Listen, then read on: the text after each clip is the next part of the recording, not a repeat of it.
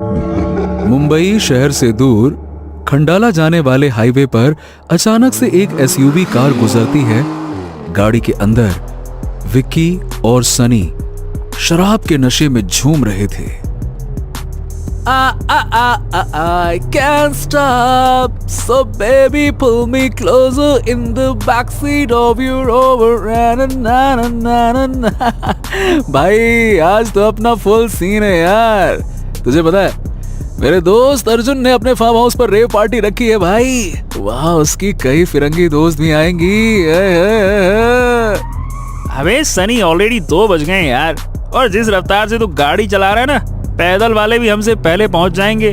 हमको खुद को पहुंचते पहुंचते सुबह हो जाएगी। क्या खाक पार्टी? अरे तो क्या 100 के पार कर दूं? अबे यार तू गाड़ी 100 के पार चला तो सही। देख नेक्स्ट पार्टी मेरी तरफ से, प्रॉमिस करता हूँ तुझे।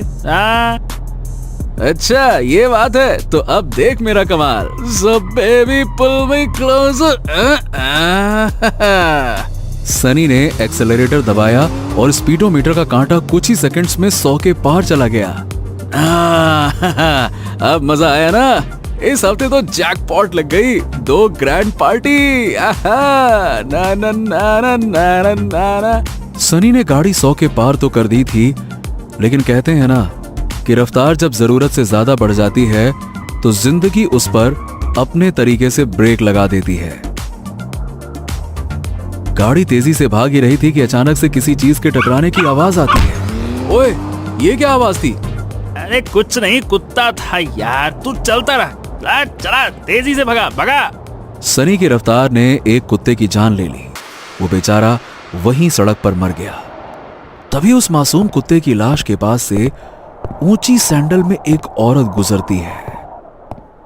थोड़ी देर बाद एक मोड़ पर सनी और विक्की को एक औरत लिफ्ट मांगने का इशारा करते हुए दिखी। वो लड़की बेहद खूबसूरत थी। सनी ने बिना कुछ सोचे समझे गाड़ी की रफ्तार धीमी की और झट से यू टर्न ले लिया।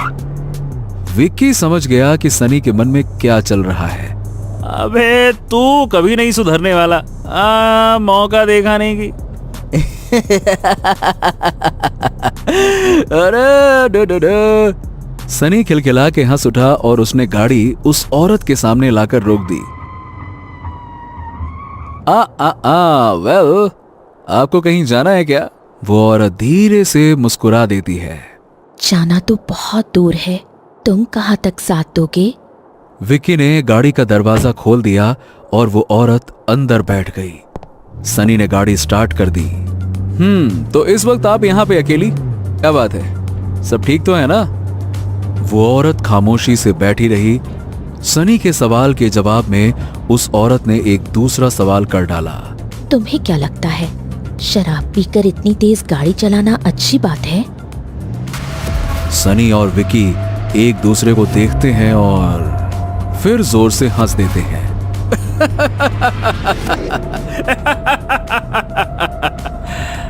नहीं, ये तो देखिए बिल्कुल अच्छी बात नहीं है, लेकिन क्या करें, कोई हमारी तरह तेज रफ्तार संभाल भी तो नहीं पाता है ना। अच्छा तो चलो देखते हैं तुम कितनी रफ्तार संभाल सकते हो। उस अनजान औरत के ऐसा बोलते ही अचानक से गाड़ी की स्पीड अपने आप बढ़ने लगी और देखते ही देखते स्पीडोमीटर का कांटा 200 के पार हो गया। इतनी तेज रफ्तार संभालना सनी के बस के बाहर का था। उसने जल्दी से ब्रेक लगाया पर कोई असर नहीं हुआ। गाड़ी का ब्रेक खराब हो चुका था। सनी के साथ विक्की भी भौचक्का रह गया कि गाड़ी की स्पीड अपने आप कैसे बढ़ गई। सनी चिल्ला उठा, अरे स्टॉप स्टॉप स्टॉप, इसे रोको, ये स्पीड अपने आप कैसे बढ़ रही है? Vicky, what's going on? और ब्रेक भी काम नहीं कर रहा है। वो औरत हंसने लगी। बस इतना ही संभाल पाए तुम लोग? चलो कोई बात नहीं, हमारा और तुम्हारा साथ बस इतना ही था। अचानक वो पिछली सीट से गायब हो जाती है। विक्की और सनी गाड़ी को संभाल नहीं पाते और गाड़ी सीधा डिवाइडर से जाकर टकरा जाती है। इतनी तेज रफ्तार से टकराने की वजह से एसयूवी के परखच्चे उड़ जाते हैं। सनी और विक्की के सर पर इतनी गहरी चोट लगती है कि उन दोनों की गाड़ी के अंदर ही मौत हो जाती है। गाड़ी से थोड़ी दूर पर वो औरत खड़े खड़े उन दोनों को मरते हुए देख रही थी।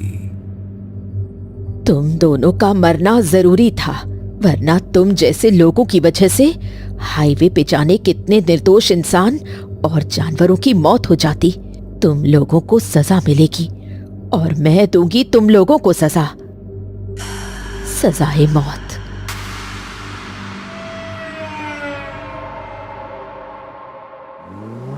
आधी रात का वक्त था। लोनावला हाईवे पर तेजी से एक गाड़ी चली जा रही थी। गाड़ी के अंदर रोहन और शेफाली बैठे हुए थे। रोहन गाड़ी चलाते हुए रोमांटिक नजरों से शेफाली की ओर देखकर बोलता है, ला ला ला ला ला ला ला ला ला ला हे आहा हा हा हा हा। स्वीटहार्ट, बस कल ऑफिस की ये डील ओके हो जाए, उसके बाद तो हम दोनों शादी कर लेंगे। एंड यू नो, हनीमून के लिए सीधा यूरोप। क्या कहती हो? मैं क्या बोलूं? मैं तो कब से कह रही हूँ तुम्हें शादी के लिए, तुमने ही लटका रखा है। हर बार यही कहते हो, बस ये डील हो जाने दो फिर कर लेंगे शादी, पर तुम्हारी ये डील कभी पूरी होती ही नहीं है। ओहो, कम ऑन शेफाली, थोड़ा पॉजिटिव रहो यार। देखो, मुझे तो पूरा यकीन है कि कल ये डील ओके हो ही जाएगी। बस थोड़ा सा इंतजार और है डार्लिंग, उसके बाद तो मौज ही मौज है। ला ला ला ला ला ला ला ला ना ना। शेफाली रोहन की प्यार भरी बातें सुनकर मुस्कुरा देती है। सब कुछ ठीक चल रहा था कि अचानक से एक दूसरी गाड़ी उन्हें ओवरटेक करती है और आगे जाकर सीधा एक डिवाइडर से टकरा जाती है। जोर का धमाका होता है। शेफाली और रोहन दोनों ही चौंक पड़ते हैं। रोहन एकदम से ब्रेक लगाता है। Oh shit! हे भगवान, उस गाड़ी का तो एक्सीडेंट हो गया रोहन। अरे होगा कोई बेवड़ा यार, छोड़ो ना। वीकेंड पे चढ़ा ली होगी और ले जाकर ठोक दी। कितना ही समझाओ, मानते नहीं है। ड्रिंक एंड ड्राइव करना है इनको, यही हाल होगा फिर। जैसे ही रोहन की गाड़ी उस गाड़ी के बगल से गुजरी, शेफाली की नजर ड्राइवर पर गई। ड्राइविंग सीट पर एक लड़की थी। शेफाली तुरंत चिल्लाई, स्टॉप रोहन, प्लीज स्टॉप, उस गाड़ी में एक लड़की है। क्यों चिल्ला रही हो Shefali? What's wrong with you? यार, हमें जल्द से जल्द पुणे पहुंचना है, कल हमारी बहुत इंपॉर्टेंट मीटिंग है। लीव इट यार। रोहन शेफाली को इग्नोर करके गाड़ी चलाता रहा। रोहन, गाड़ी रोको वरना मैं ब्रेक लगा दूंगी।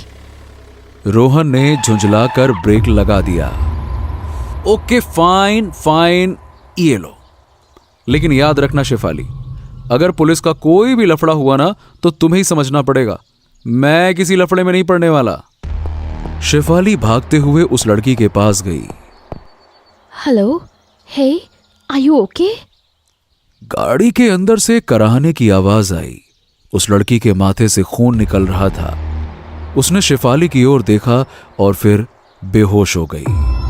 शेफाली ने दरवाजा खोला और लड़की को सहारा देते हुए बाहर निकालने लगी। रोहन बस खड़ा चुपचाप देखता रहा। उसे अंदर ही अंदर शेफाली पर गुस्सा आ रहा था कि कहां फंसा दिया उसने।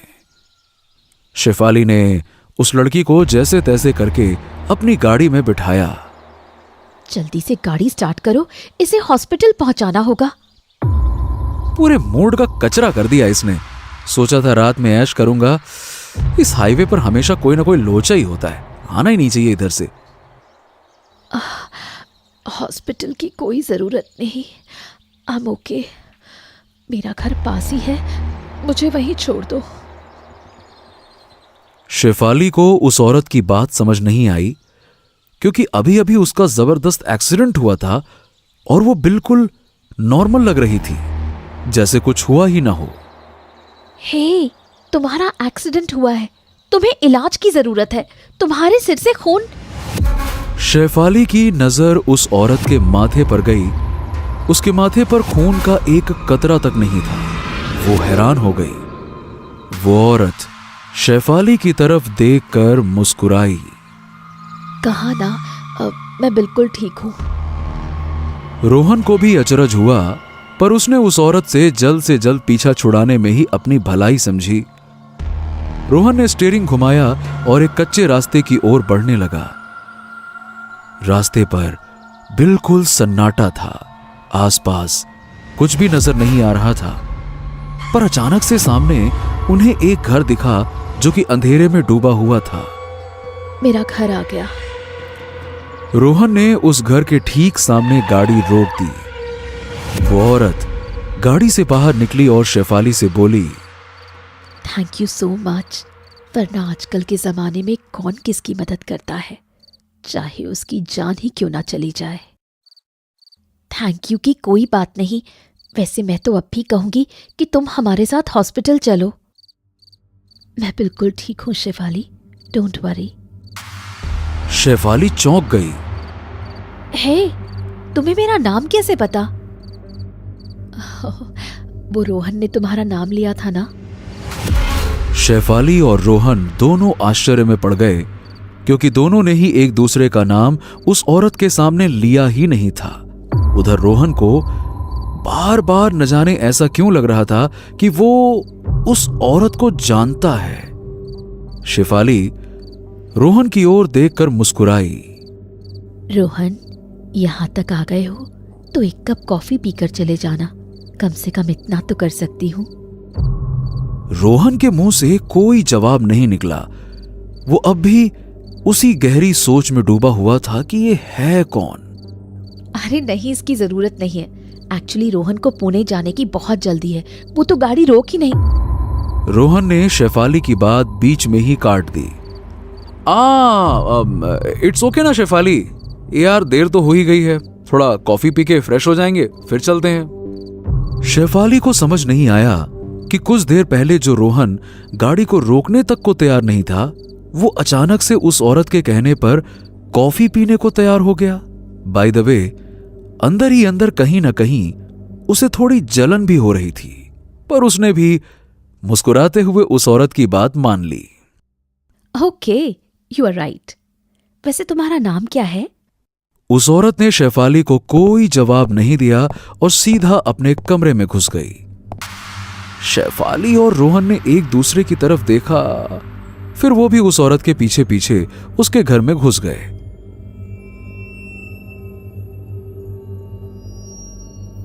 अंदर का माहौल थोड़ा अजीब था। घर का सारा सामान कपड़ों से ढका था और सारी चीजों पर धूल की मोटी परत जमी हुई थी। ऐसा लग रहा था मानो बहुत दिनों से कोई यहां रह ही नहीं रहा है। शेफाली को एक अजीब सी ठंडी हवा का झोंका महसूस हुआ और उसका दिल एकदम से जोरों से धड़कने लगा। उसने रोहन से कहा, रोहन, मुझे कुछ ठीक नहीं लग रहा।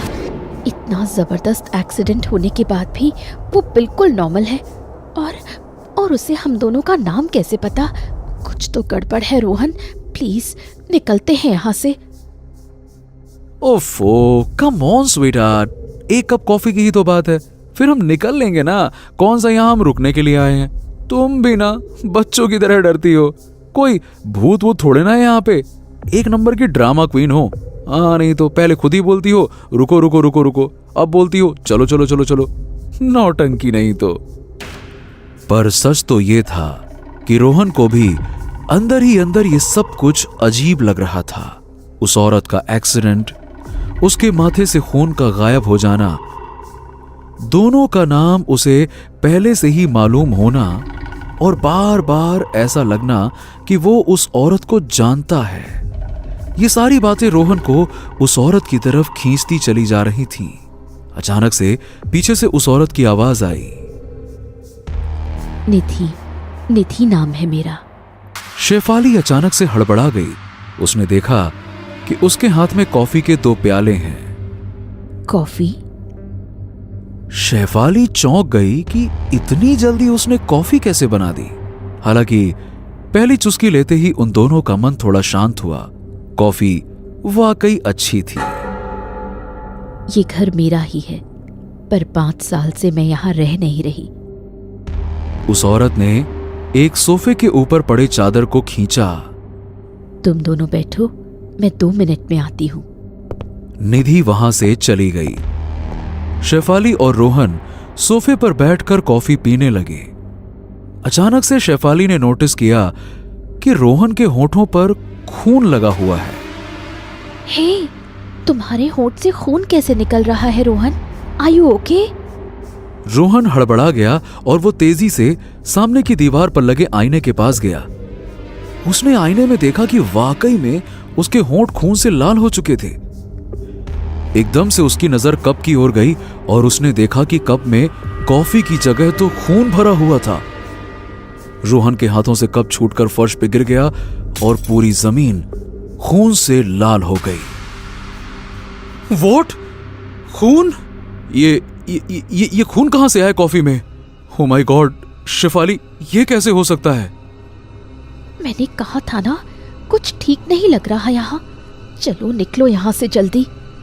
शेफाली और रोहन डर के मारे तेजी से दरवाजे की ओर भागे, पर तब तक देर हो चुकी थी क्योंकि हवा के एक तेज झोंके के साथ दरवाजा जोर से बंद हो गया।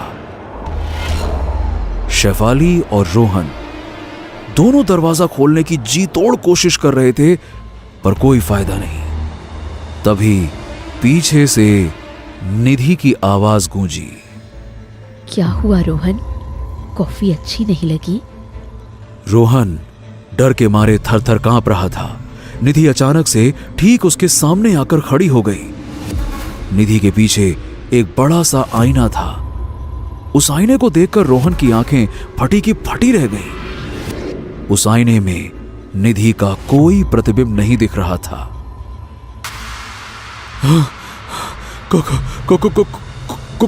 कौन हो तुम? और मेरी कॉफी में खून कैसे आया? खून? क्यों, स्वाद पसंद नहीं आया? वो खून मेरा ही है रोहन। मैं कौन हूँ ये याद करने की कोशिश करो, सब याद आ जाएगा। निधि अचानक से हवा में उठ गई और हवा में तैरते हुए रोहन और शेफाली के पास आई। निधि का चेहरा अचानक से बदल गया। उसके चेहरे पर चोट के कई निशान थे। माथे से खून रिस रहा था। ऐसा लग रहा था कि उसका घाव अभी अभी ताजा घाव है और उसे अभी अभी बहुत गहरी चोट लगी है। और यह देखकर रोहन और शेफाली दोनों की चीख निकल गई। देखो देखो देखो, प्लीज हमें कुछ मत करना। हम चुपचाप यहाँ से चले जाएंगे। हमें प्लीज छोड़ दो। शेफाली, तुम्हें मुझसे डरने की जरूरत नहीं। तुम्हें कुछ नहीं होगा। पर रोहन के कर्मों का हिसाब आज होकर रहेगा। ये कहते ही अचानक से रोहन का शरीर भी हवा में अपने आप उठ गया। निधि और रोहन दोनों ही हवा में टंगे हुए थे और एक दूसरे की आंखों में झांक रहे थे। निधि ने गुर्राते हुए कहा, अच्छी तरह देख रोहन इस चेहरे को और याद करने की कोशिश कर। रोहन ने बहुत गौर से निधि को देखा और अचानक उसे ठीक वही हाईवे और वही जगह याद आई जहां आज निधि का एक्सीडेंट हुआ था। वो कांपते हुए निधि से बोला,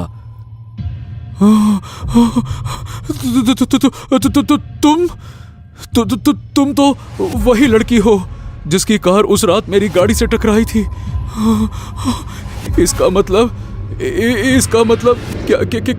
क्या तुम उस रात मर गई थी और ये तुम्हारी आत्मा है? ये सुनते ही निधि गुस्से से चीख उठी। मर गई थी? नहीं रोहन, मैं मरी नहीं थी। मुझे तुमने मार दिया था। आज से 5 साल पहले इसी हाईवे से मैं ऑफिस से अपने घर लौट रही थी। तुम शराब के नशे में गाड़ी चला रहे थे। तुमने मेरी गाड़ी को टक्कर मारी। मैं डिवाइडर से टकरा गई। तुम्हारे साथ एक दूसरी लड़की थी, जैसे आज शेफाली है। उसने भी तुम्हें रोका था, पर तुमने एक ना सुनी। मैं खून से लथपथ अकेली वहां तड़प तड़प कर मर गई। निधि फिर से गुस्से में चिल्लाई, तुमने मुझे अकेले को नहीं मारा रोहन। मेरी एक बच्ची भी थी जिसे तुमने पैदा होने से पहले ही मार दिया। रोहन गिड़गिड़ाने लगा। देखो देखो देखो देखो, मुझसे गलती हो गई निधि। मैं बहुत नशे में था, मुझे माफ कर दो प्लीज, मुझे माफ कर दो, मुझसे गलती हो गई, माफ कर दो, माफ कर दो, मुझे माफ कर दो। I am sorry Nidhi, I am sorry. ये सुनते ही निधि ठहाके मारने लगी। माफ कर दूं तुम्हें, कर देती अगर तुमने सिर्फ मुझे मारा होता, मगर तुमने मुझे नहीं मेरी बेटी को भी मार दिया, और इसके लिए तुम्हें मिलेगी सजाए मौत। निधि एकदम से रोहन की गर्दन पकड़ लेती है और जोर से दबाने लगती है। धीरे धीरे रोहन का चेहरा नीला पड़ने लगा। शेफाली दौड़कर निधि के पास आई। निधि प्लीज ये सब मत करो, रोहन ने गलत किया था, मैं मानती हूँ, पर उसे छोड़ दो। हम लोग बहुत जल्द शादी करने वाले हैं। शादी?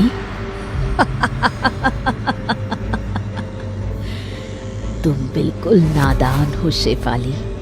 पिछले 5 सालों में ये 50 लड़कियों को कह चुका है कि ये उनसे शादी करेगा। शुक्र मनाओ कि मैंने तुम्हें इसके हाथों बर्बाद होने से बचा लिया। रोहन की सांसें अटक रही थीं, उसकी आंखें बाहर आ रही थीं।